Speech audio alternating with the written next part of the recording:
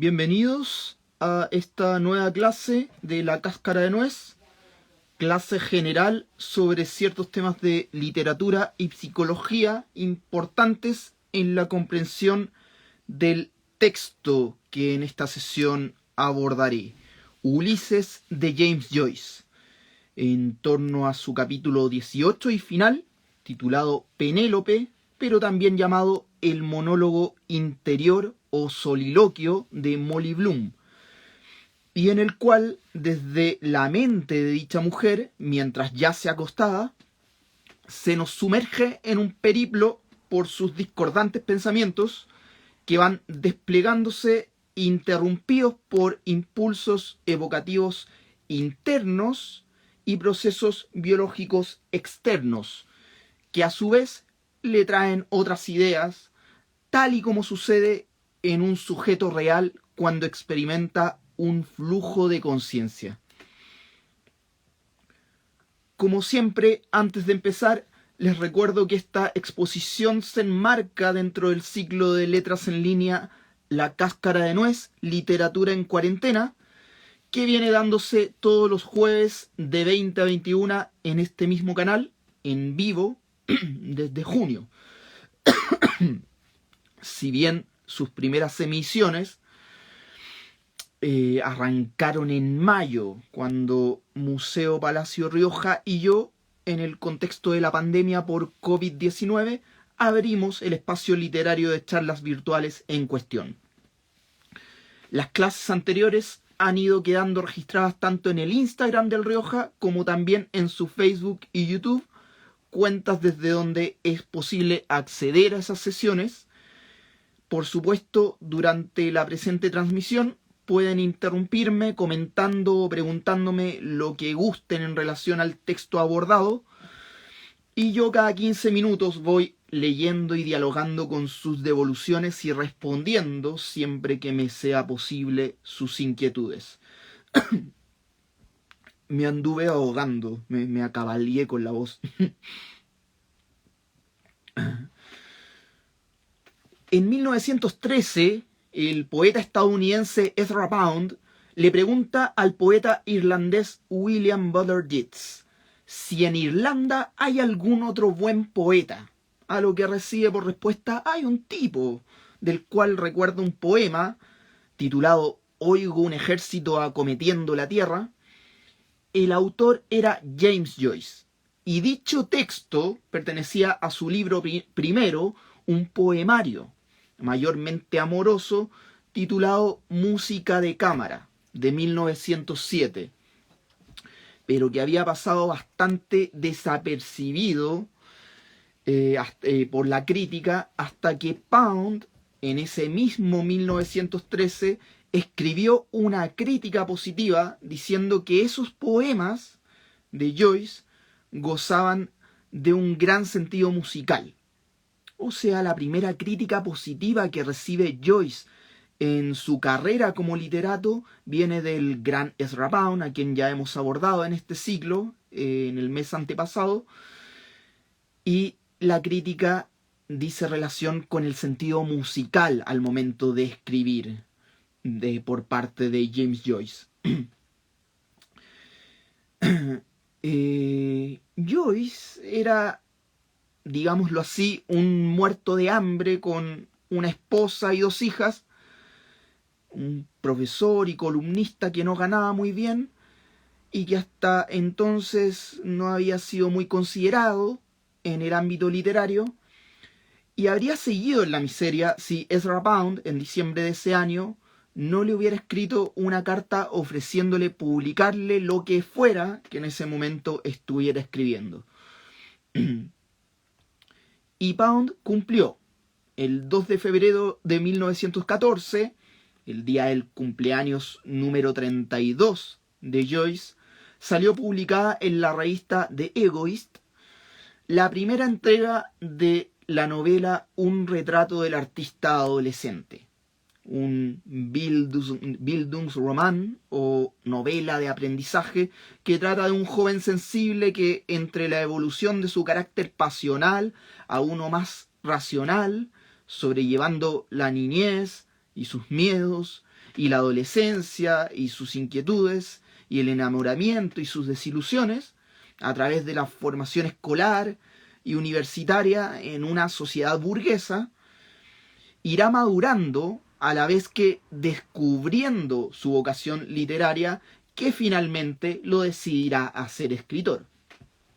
La novela hasta 1916 seguiría saliendo en ese medio, la revista The Egoist, en modo serial, para en 1916 publicarse como libro autónomo con el cual su autor se ganará a los críticos de su época. Y con razón. La narración, al ritmo y la melodía de juegos lingüísticos, se sirve del llamado estilo indirecto libre. Esto es, registros del personaje en la voz del narrador, el cual arranca transmitiendo textualmente el habla y los balbuceos y las sensaciones de un niño. El niño que el protagonista, Stephen Dedalus, encarna, y que en la medida en que vaya creciendo y convirtiéndose en un hombre y artista íntegros, influirá en la progresión estilística con que la novela, un capítulo tras otro, avanzará. En la traducción de Dámaso Alonso, para que se hagan una idea, el inicio del retrato dice: allá en otros tiempos, y bien buenos tiempos que eran, había una vez una vaquita, que iba por un caminito. Y esa vaquita, que iba por un caminito, se encontró con un niñín muy guapín, al cual le llamaban el nene de la casa. Este era el cuento que le contaba su padre. Su padre le miraba a través de un cristal, tenía la cara peluda. Así empieza.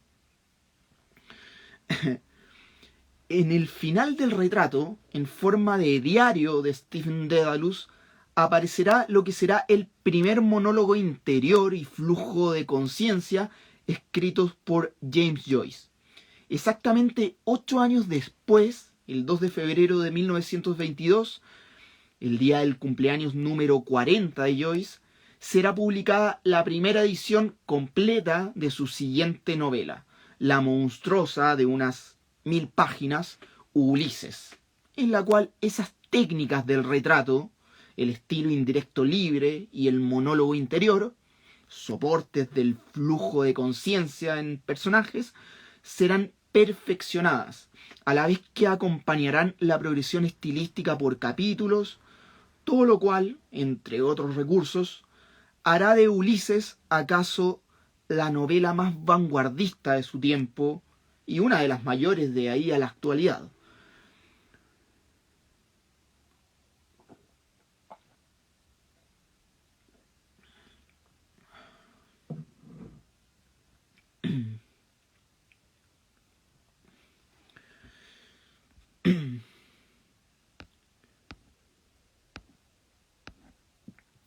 Voy saludando a quienes me han saludado.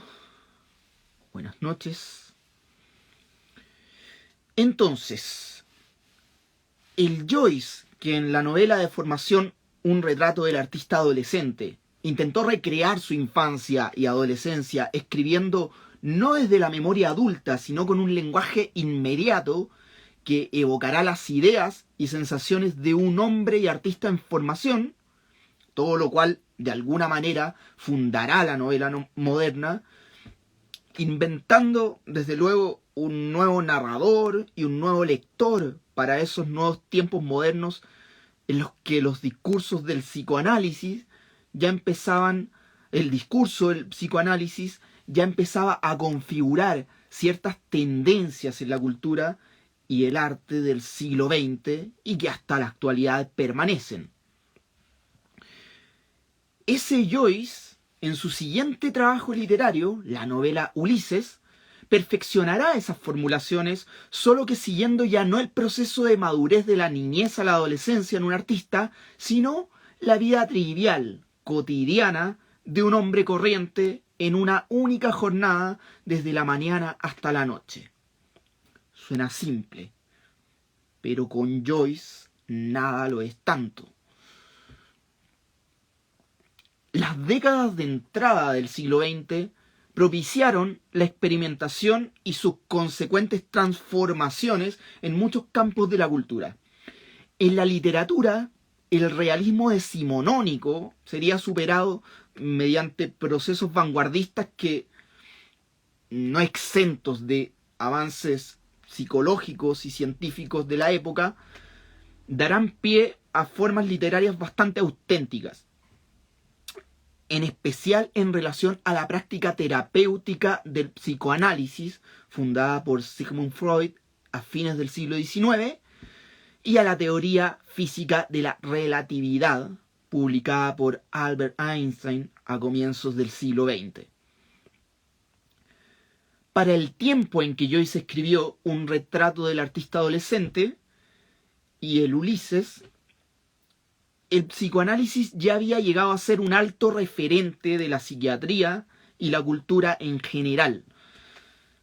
Hacia 1914, las dos obras cardinales del psicoanálisis, La interpretación de los sueños y Tres ensayos sobre teoría sexual de Freud, ya circulaban ampliamente en Europa y el mundo, y la Asociación Psicoanalítica Internacional ya existía.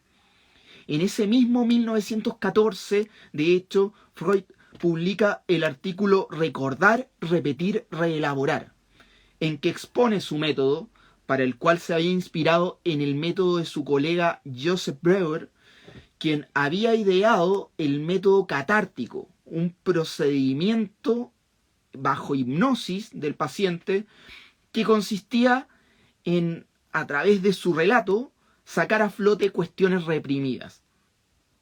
Freud modificó el método catártico eliminando la hipnosis para, a partir del habla libre y consciente del individuo y de la comunicación e interpretación del analista hacia aquel, lograr obtener resultados que permitieran una sanación satisfactoria, que al ser consciente se volviera consistente y persistente.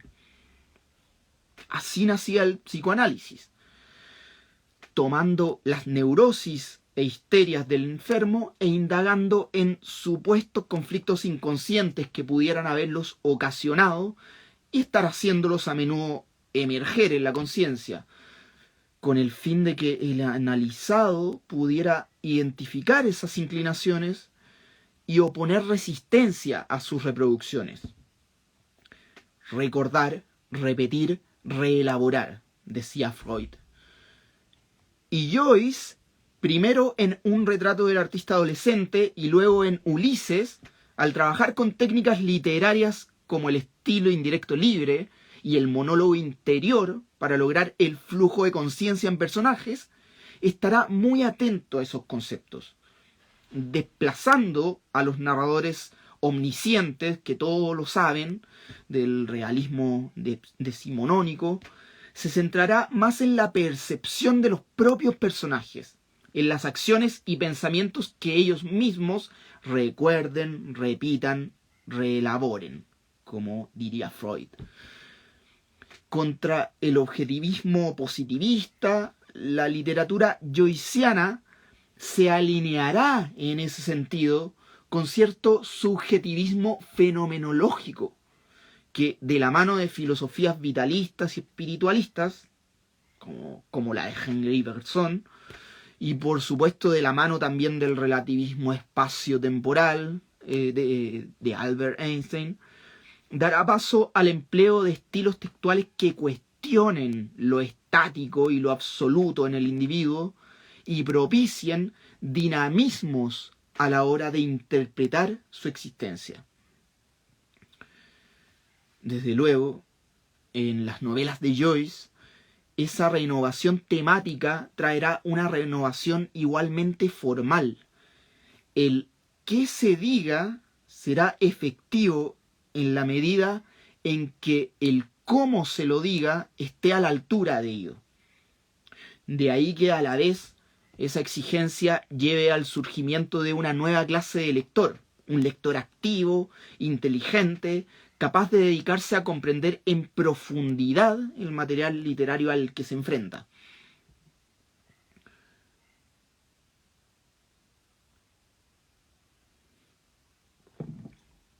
vayan dejándome sus preguntas, inquietudes, comentarios. Yo iré abordándolos en la medida en que vaya haciéndome estos tiempos. En cuanto al flujo de conciencia, esta noción, en la tradición literaria occidental, se le atribuye a diversos autores. El empleo de técnicas, de estilos indirectos libres y monólogos interiores para reflejar los procesos mentales de los personajes sin necesidad de referirlos externamente, era algo que en poesía y en novela, desde al menos el siglo XIX ya existía en formas más primigenias que las de Joyce. Yo recuerdo ciertos flujos de conciencia en Madame Bovary de Gustave Flaubert, novela de 1857, que James Joyce conocía y tenía presente en sus influencias.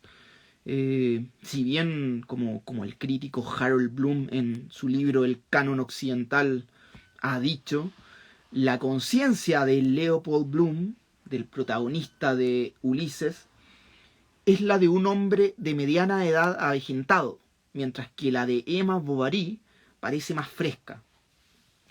También hay flujos de conciencia en Guerra y Paz de Lev Tolstoy de 1869 y en otras de sus novelas.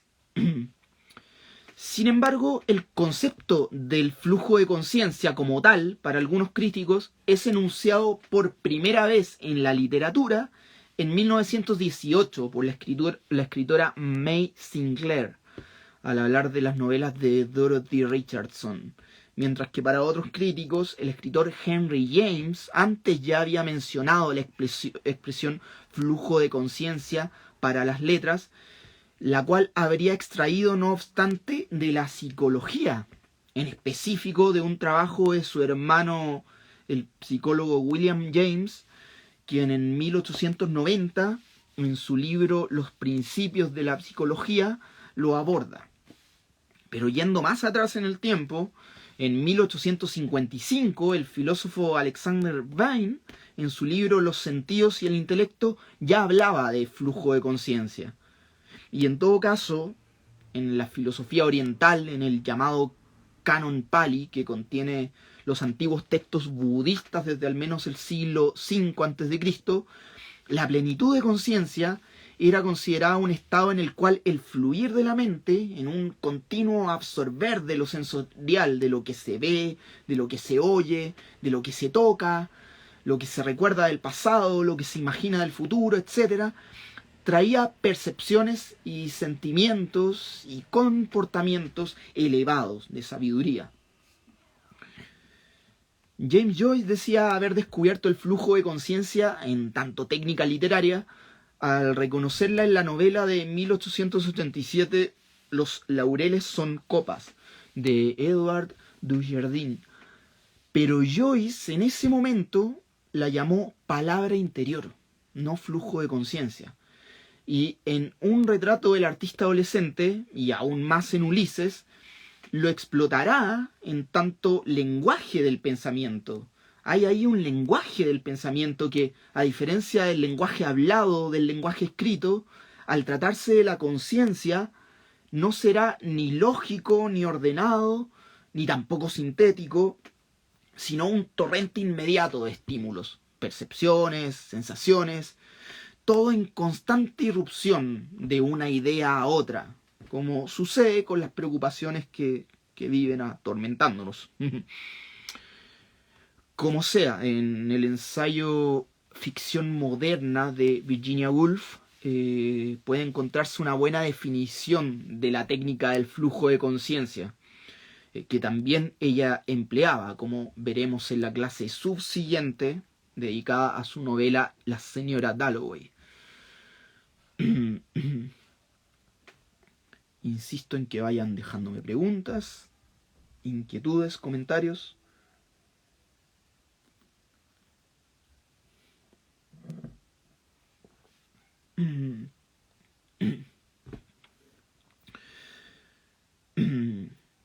Sigo. al ritmo y la melodía de juegos lingüísticos como los empleados tanto en su poemario Música de Cámara como en su novela Un retrato del artista adolescente.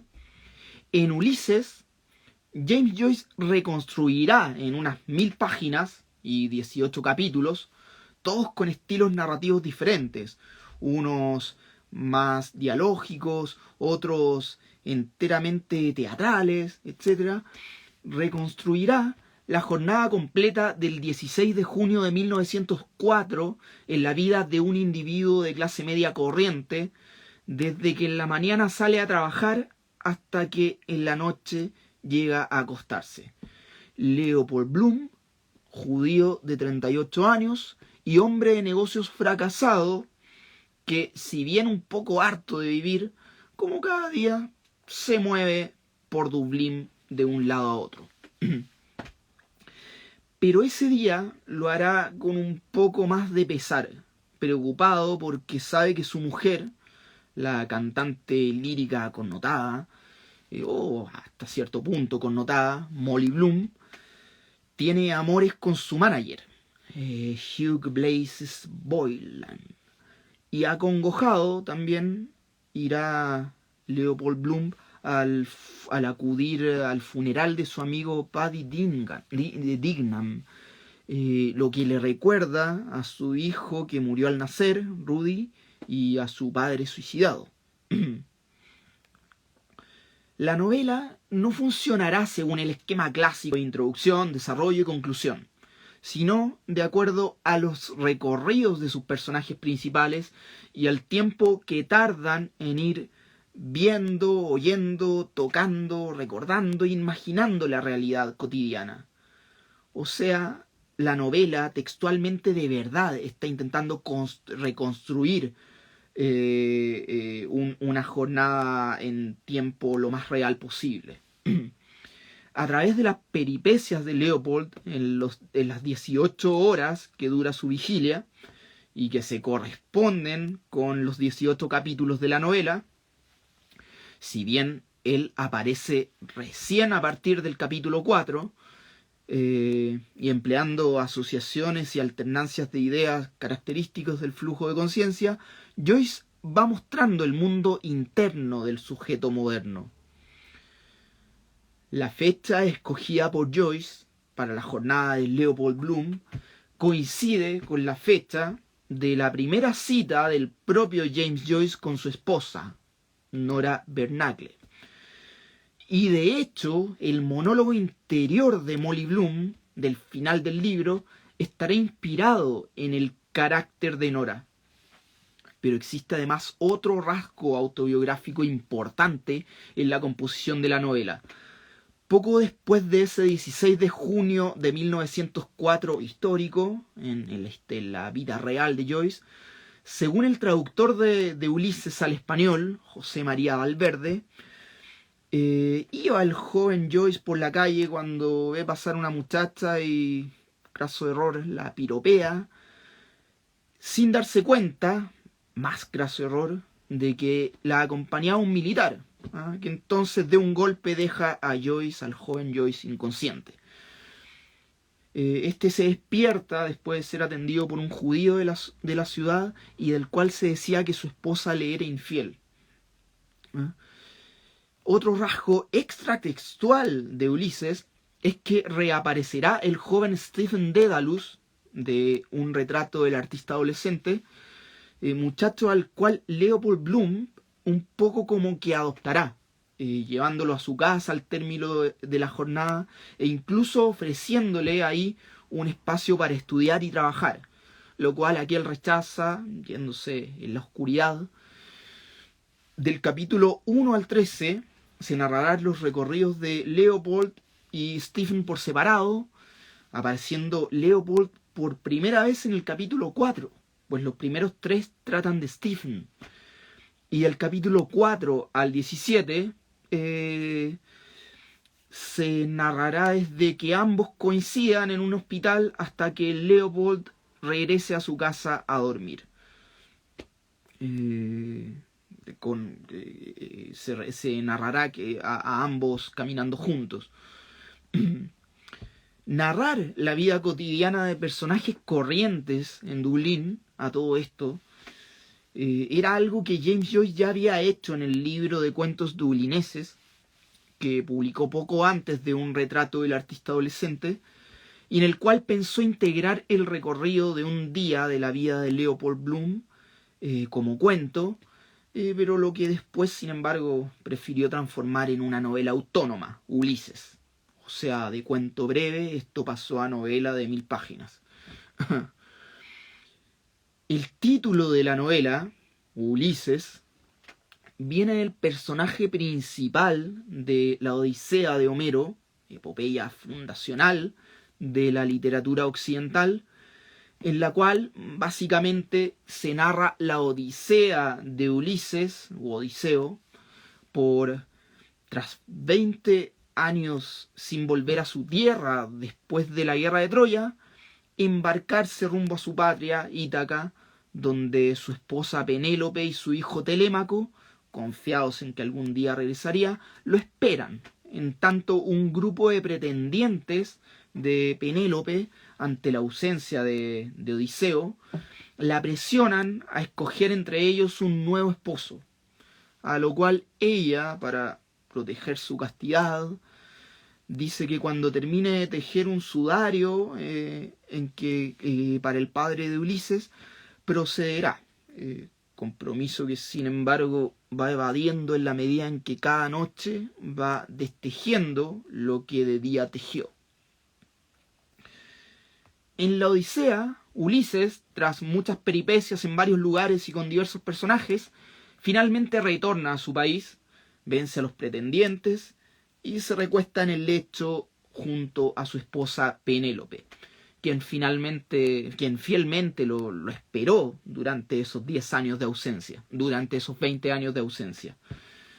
James Joyce, en Ulises, retoma la estructura de la Odisea, pero simbólicamente, aplicándola a la vida cotidiana en una sola jornada de Leopold Bloom, pero invierte las situaciones.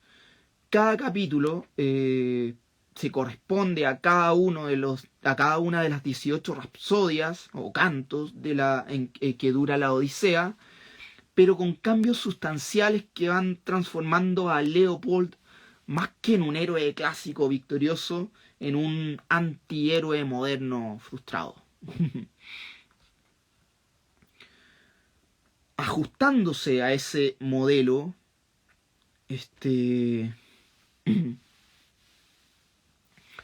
hay una pregunta de Judith Bustio. La vida del autor, para así comprender mejor los diálogos interiores, flujo de conciencia, como para comprender mejor el libro. No entiendo la pregunta. La vida del autor. Se puede rastrear la vida del autor en cualquier página en internet, está reseñada hasta ad infinitum. Pero no hay mucho más que saber de Joyce que lo que voy a ir refiriendo en la sesión para entender a Molly Bloom y este intento de Odisea moderna. Ajustándose a ese modelo de la Odisea de Homero, James Joyce tituló cada uno de los 18 capítulos de Ulises según lo que acontecía en la rapsodia o canto equivalente de la Odisea, y los dividió en 3 partes con títulos igualmente simbólicos respecto de dicha epopeya. Del capítulo 1 al 3 tendremos la Telemaquia, que tratará de Stephen Dedalus, el equivalente a Telémaco, hijo de Ulises en la Odisea. Del capítulo 4 al 15 tendremos la Odisea, que tratará de la jornada que en su ausencia de su hogar y de su esposa ha sobrellevado Leopold Bloom, el equivalente a Ulises en la Odisea. Y del capítulo 16 al 18 tendremos el Nostos, que tratará del regreso. Nostos en griego es regreso, palabra a la cual si se le suma algos, dolor, nos da nostalgia, nostalgia, que sería anhelo o dolor por volver o regresar a algo o a alguien. Esta tercera parte, los capítulos 16 y 18, tratarán del regreso de Leopold a su casa, donde lo espera Molly Bloom, su Penélope o anti-Penélope. Me extendería demasiado refiriendo las parodias que Joyce realiza respecto de los personajes y situaciones de Ulises y Leopold. Y yo podría ir analizando intertextualmente con la Odisea, interdisciplinariamente con la filosofía, la psicología, las religiones católica y judía, las tradiciones irlandesa y británica. Hay un sinfín de temas a partir de los cuales se puede tocar el Ulises. Yo podría seguir analizando la relación de ambos personajes, Leopold y Stephen, y entre ambos con el mundo a partir de las técnicas joycianas empleadas, el lenguaje en variedad de registros, los juegos verbales y musicales, las alteraciones ortográficas y puntuacionales, los chistes locales, el tiempo y el espacio en que todo transcurre, etc. Hay material de análisis ahí para toda la eternidad, como dijo alguna vez Joyce respecto de que los críticos tendrían mucho trabajo con su Ulises. Pero no puedo abordarlo en una sola clase y menos en la media hora de clase que queda.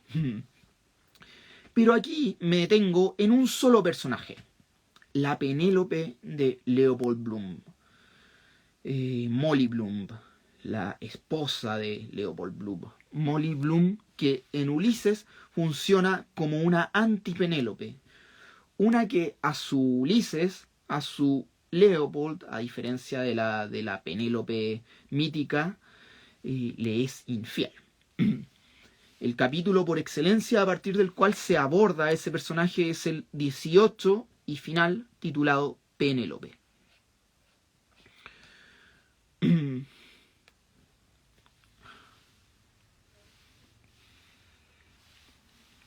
Oscar me aclara la pregunta de Judith.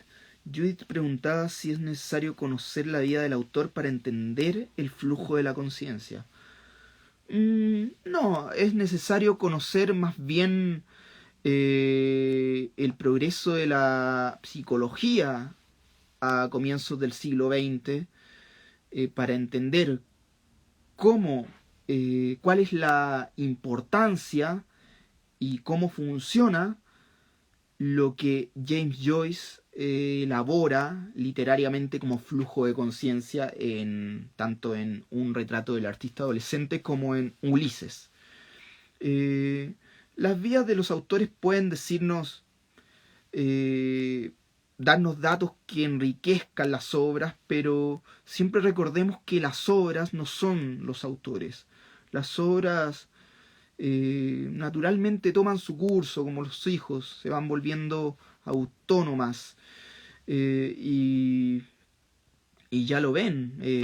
Joyce ya no existe, pero Ulises sigue dándonos que hablar, y no dándonos que hablar lo mismo de siempre, sino novedades que todos los años en papers, en tesis a lo largo de todo el mundo van surgiendo. Nelson Flores comenta: se dice que si un monólogo es desordenado e ilógico y caótico es cuando tienes que darle vueltas al tema. Bueno, sí, lo que requiere orden no es el cosmos, lo ordenado, sino el caos, y donde mejor podemos enfrentarnos a nuestras habilidades, poder hacer valer nuestras habilidades intelectuales de entender, de comprender algo en profundidad, es en los textos difíciles, desordenados. Fran comenta: las obras son un universo en sí mismas. Claro, de hecho cada obra tiene, diríamos, sus propias leyes de la física, por así decirlo. Dentro de cada obra pueden suceder cosas que en esa obra se ven válidas, se ven verosímiles, pero en otra obra no lo parecerían tanto. cada obra, y bueno, en el caso de Joyce y en el caso específico de Ulises, cada capítulo tiene sus propias leyes.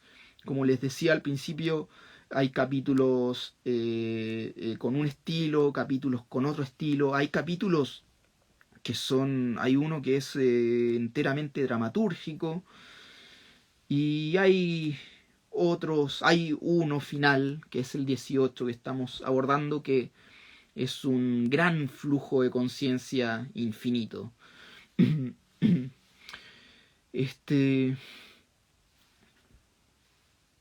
Una pregunta de Oscar. ¿Qué marcadores textuales nos indican que estemos frente a una obra que trabaja la técnica del flujo de la conciencia? Marcadores textuales visibles son la puntuación. Cuando no hay pausas, podemos estar ante un flujo de conciencia, pero también en poesía, con versos, podemos estar ante un flujo de conciencia. Así es que no es que una marca sirva para para todos los casos. En realidad es más bien el estilo en que se nos está diciendo algo, y bueno, las marcas narrativas, quién lo está diciendo, es eso lo que nos da el pie como para saber si estamos enfrentándonos a un flujo de conciencia o a algo distinto. El flujo de conciencia, por supuesto, ha ido evolucionando. No siempre existió como tal. Ya les decía que a mediados del siglo XIX, en Madame Bovary de Gustave Flaubert, en Guerra y Paz de Lev Tolstoy, se ven fenómenos de flujo de conciencia, pero muy distintos a lo que Joyce logrará. Joyce acá, diríamos amparado por los avances de la psicología, de verdad pone a hablar a Molly Bloom, pone a hablar a un personaje, hablar en su mente, o sea, pensar, con todas las antinormas, diríamos, que tiene la mente respecto del lenguaje hablado, del lenguaje escrito, del lenguaje que empleamos para comunicarnos con otros. El lenguaje con que hablamos para nosotros mismos es un lenguaje que se salta reglas de entendimiento básico para los otros. Así es que no,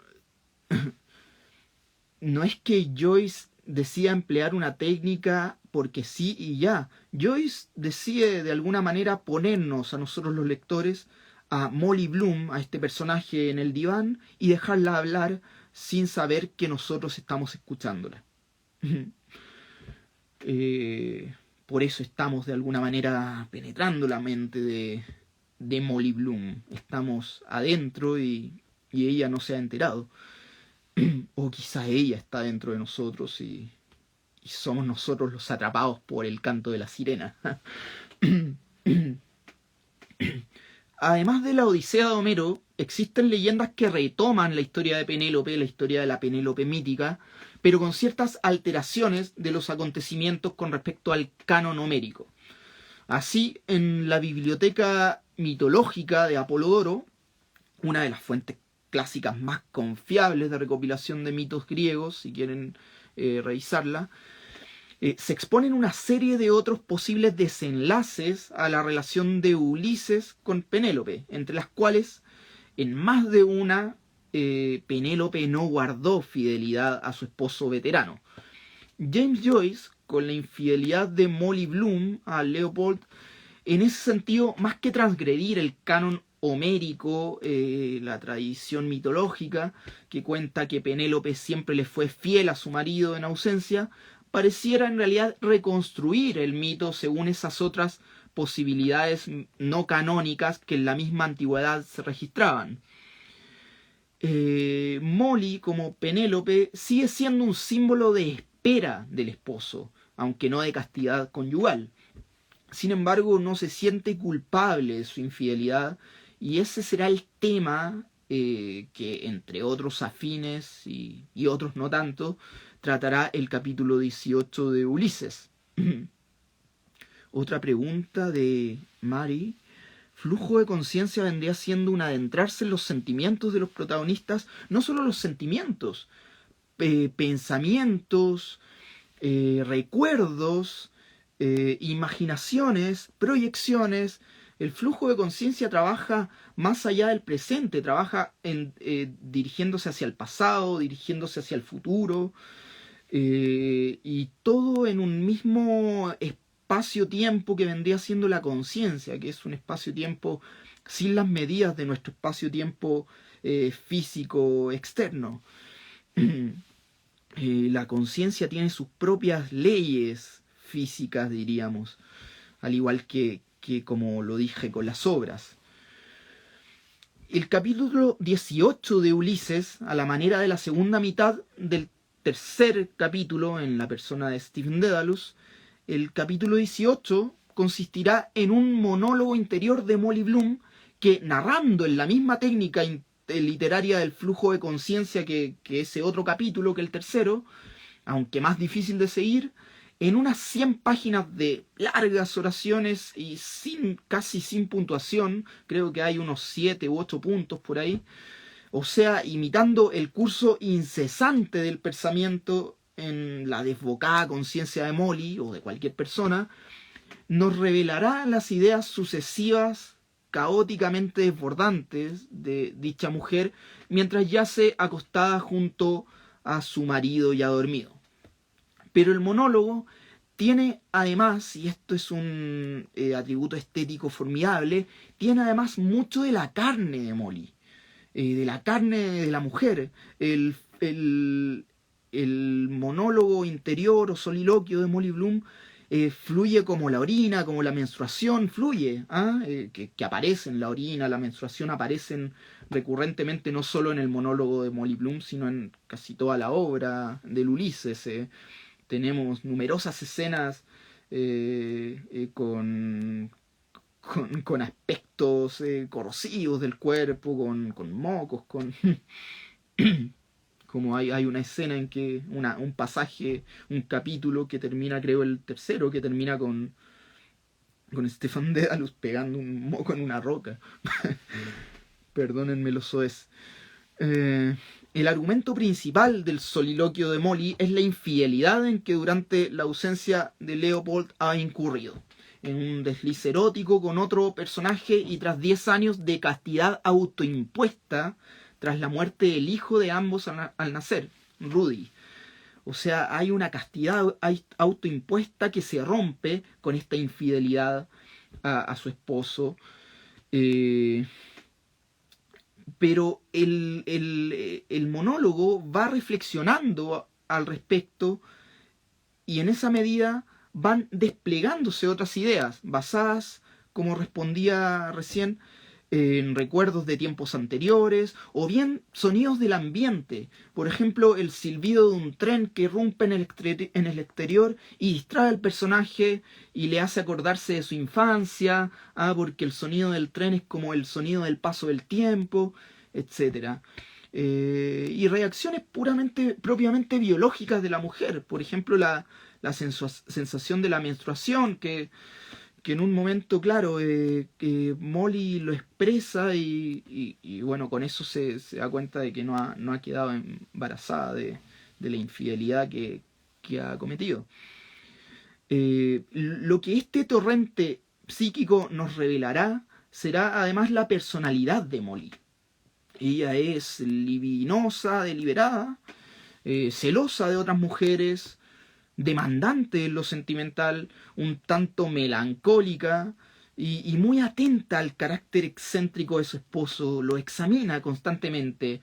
A ratos ella puede parecernos superficial, pero constantemente está examinando a Leopold. Molly, pues, aparece casi como un arquetipo, pero real, de la mujer encarnada, con todas sus tinieblas, con todas las tinieblas de cualquier individuo, vamos. Y que en relación a la Odisea de Homero la vuelven comparable ya no solo con una Penélope invertida, sino igualmente con ciertas diosas y monstruos que Ulises en la Odisea de Homero en su travesía enfrenta, empezando por la diosa Calipso, que después de la guerra encanta a Ulises y lo retiene en su isla, y también las sirenas que con sus cantos enloquecen a los hombres, Leopold sin duda ha sufrido esos efectos de los encantos de su esposa, algo que sabemos por las preocupaciones del hombre durante su jornada y las referencias que le hace al resto acerca de Molly, como en el capítulo Cíclopes, al conversar con el ciudadano anónimo antijudío, que al final le tira un vaso por la cabeza, o en el capítulo Eumeo, al mostrarle a Stephen una foto de ella, a lo cual Stephen casi ni reacciona, pero a la vez sabemos de ese encanto por las palabras de la misma mujer en su soliloquio. Había una pregunta por ahí. Juan Pablo, es interesante lo que dices. Claro, la Penélope que espera, pura y casta, pareciera más bien ser un fantasma masculino, una construcción desde ahí. Evidentemente, y de hecho Leopold lo sabe. Leopold sabe que su esposa le es infiel o le va a ser infiel. ¿Ah? Así es que él no está con la idea. Y bueno, él también, según Molly va diciendo en su monólogo, él le ha sido infiel con otras mujeres. ¿Ah? Va al burdel, de hecho.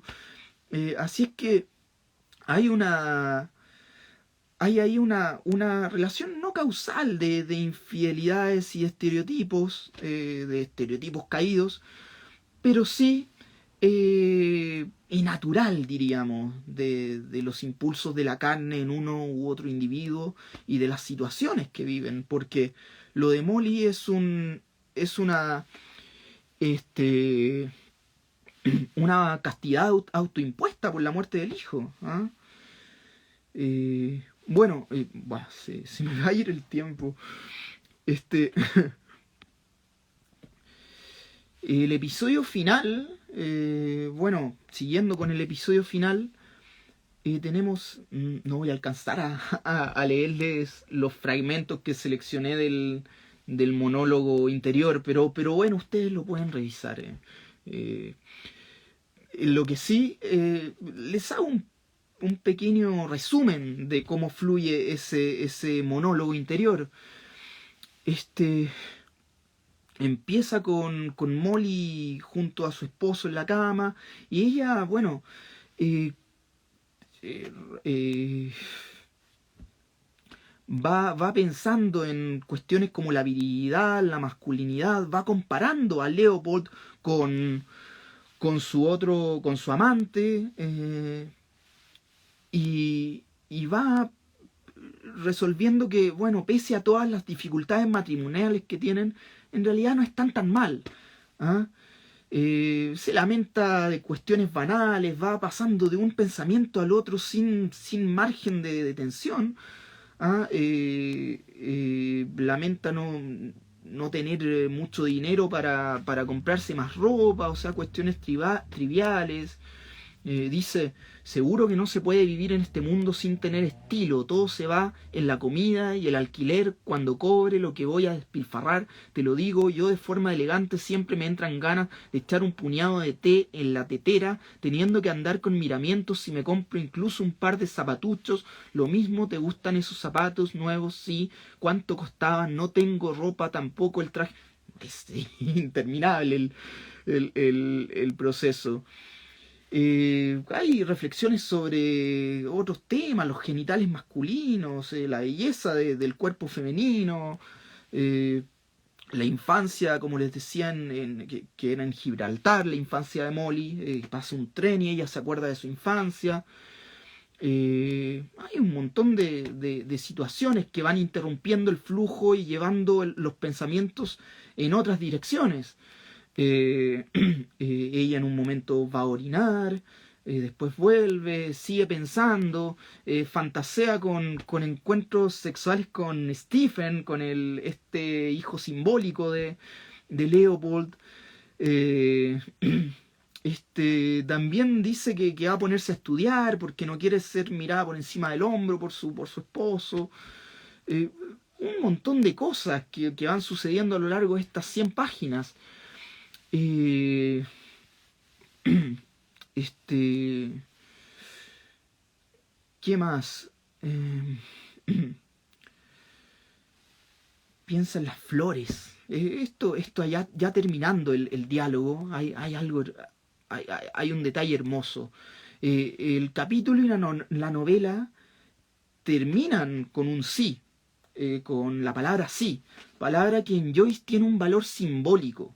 En una carta a un amigo en 1921, o sea, un año antes de publicar el Ulises, Joyce le decía que la palabra sí le parece una palabra femenina, que indica relajación, el fin de toda resistencia. Bueno, esto en las concepciones, diríamos, freudianas de Joyce respecto de la mujer. ¿Ah? Y desde luego, el final del capítulo y de la novela termina con Molly aceptando a Stephen. En Ulises es Molly, es la anti-Penélope quien tiene la última palabra. El segmento arranca con el idilio de la naturaleza, si les voy a leer este segmento, que simboliza la naturaleza, que simboliza la tierra fértil y la carne, y luego de una pasada por la religión que nos muestra cómo Molly va fácilmente de preguntas triviales a cuestiones mayores, termina hablando del matrimonio, con Stephen pidiéndole el sí. Le haría a uno mucho bien ver ríos y lagos y flores de todas las formas y olores y colores brotando hasta de las cunetas prímulas y violetas. Es la naturaleza como para que digan que no hay Dios. Yo no daría un duro por toda su sabiduría. ¿Por qué no van y crean algo? A menudo le preguntaba a los ateos o como quiera que ellos se llamen, que vayan y se quiten la roña de encima. Primero luego van berreando a por un cura cuando mueren. ¿Y por qué? ¿Por qué? Porque tienen miedo del infierno por su mala conciencia. Ah, sí, ya lo creo, que los conozco bien. ¿Quién existió en el universo antes de que existiera nadie? ¿Quién lo hizo? Todo. ¿Quién? Ah, eso no lo saben. Pues yo tampoco. Así que ahí tienes también, muy gracioso, ahí tienes también, podrían muy bien intentar que el sol dejara de salir mañana. El sol brilla para ti, dijo él, el día que estábamos echados entre los rododendros en el promontorio de Hout, con el traje de paño gris y su canotier, el día que hice que se me declarara. Sí, primero le di de mi boca el trocito de torta de alcarabea, y era un año bisiesto como ahora, sí, hace 16 años. Dios mío, después de aquel largo beso, casi me quedo sin respiración. Sí, dijo, que yo era una flor de la montaña. Sí, que somos flores todas, el cuerpo de mujer. Sí, fue la única verdad que dijo en su vida. Y el sol brilla para ti hoy, sí. Por eso me gustaba, porque vi que entendía o sentía lo que es una mujer, y yo sabía que siempre le podía buscar las vueltas, y le di todo el placer que pude, invitándole hasta que me pidió que dijera sí. Ese es el ritmo de esto. Y ahí más abajo viene el noble final, con Molly nuevamente, pero ya no al casarse, sino en su conciencia, dándole el sí, un sí inmediato como con que el libro cierra. Yo era una flor de la montaña, sí, cuando me ponía la rosa en el pelo como hacían las muchachas andaluzas, o me pondré una roja, sí, y como me besaba junto a la muralla mora, y yo pensaba bien lo mismo de él que otro, y entonces le pedí con la mirada que me lo pidiera otra vez, y sí, y entonces me preguntó si quería sí, decir sí, mi flor de la montaña, y al principio le estreché entre mis brazos, sí, y le apreté contra mí para que sintiera mis pechos, todo perfume, sí, y en su corazón parecía desbocado, y sí, dije, sí, quiero, sí. Y ahí termina la novela, es una cuestión, es una locura, porque termina con un monólogo que parece absurdo, pero que dentro de, bueno, si lo analizan a la luz de lo que yo les he ido refiriendo, resulta no ser absurdo, sino profundísimo. En un libro anterior de James Joyce, anterior al retrato del artista adolescente, un libro titulado Ya como Joyce, que es un poemario en prosa, inédito, que se publicó post-mortem, Joyce ya hablaba del hombre, trataba este caso del hombre enamorado de una chica, y el comienzo de Ya como Joyce, de este poemario, bueno, en mi traducción no está traducido al español, pero en mi traducción dice, Gabriela Robin dice, me gusta mucho ese final, sí, a mí también. El comienzo de Ya como Joyce dice, ¿quién? Un pálido rostro rodeado de pesadas y olorosas pieles. Sus movimientos son tímidos y nerviosos. Ella usa gafas de prueba. Sí, una breve sílaba, una breve risa, un breve latido de los párpados. Ya está la cuestión del sí en Joyce. Wow, se me fue el tiempo, me pasó lo mismo que con la clase sobre Ezra Pound, es imposible abordar tanto, pero al menos les di una pincelada, espero que lo bastante gruesa, en el lienzo para que puedan seguirla y entender más respecto del Ulises de James Joyce y de la obra de James Joyce en su totalidad. Joyce se dedica después, desde hasta 1939, a terminar otra obra más caótica todavía, el Finnegan's Wake, donde lleva la experimentación lingüística a su extremo. Y hay una anécdota que refiere el profesor que refería al profesor Ricardo Piglia, que murió en 2019, sobre Joyce y el psicoanálisis en su libro Formas Breves, al referirse a la conciencia como un océano donde las sirenas del pensamiento cantan y seducen nuestra razón, al referirse a la conciencia, al inconsciente, perdón, como esa imagen, cuenta Piglia una anécdota del psiquiatra Jung con Joyce. Joyce, bueno, su hija era esquizofrénica.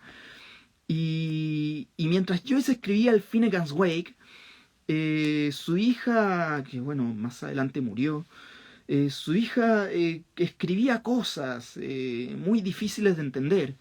Y Joyce va donde Jung y le dice, ¿sabe? Mi hija escribe garabatos en las páginas similares a los que yo en mis juegos lingüísticos muy meditados, muy trabajados intento hacer. Y le dice, bueno, a mí me cuesta tanto lograr esto, pero ella lo hace fluidamente, ella que es esquizofrénica. Así es que debe ser una genia, intenta insinuarle Joyce. Y Jung lo mira y le dice, claro, pero ahí donde usted bucea, ella se ahoga. Como para darle a entender la diferencia entre un genio y alguien que está sufriendo por lo que hace. Joyce fue un genio. Y retrató la mente de un niño en un retrato del artista adolescente. Retrató la mente de varios personajes, incluida una mujer bastante singular en el Ulises. Y bueno, en toda su obra en general uno encuentra casos de retratos de lo que está dentro del individuo, no de lo que damos a entender al otro, sino de lo que abordamos en nuestra oscuridad más íntima, en nuestra conciencia, en nuestros pensamientos. Otra que leyó el Ulises de James Joyce, y quedan 30 segundos, así es que con esto me despido, fue Marilyn Monroe. Hay una foto famosa, búsquenla, Marilyn Monroe leyendo Ulises, en que está pasmada leyendo las últimas páginas del Ulises, el monólogo de Molly Bloom, del cual a su psiquiatra, dice las fuentes, le comentó que la hacía sentir muy identificada con el personaje de Molly. Quedan 10 segundos, me despido, nos vemos el próximo jueves a las 20 con la clase sobre T.S. Eliot y la Tierra Baldía. Adiós.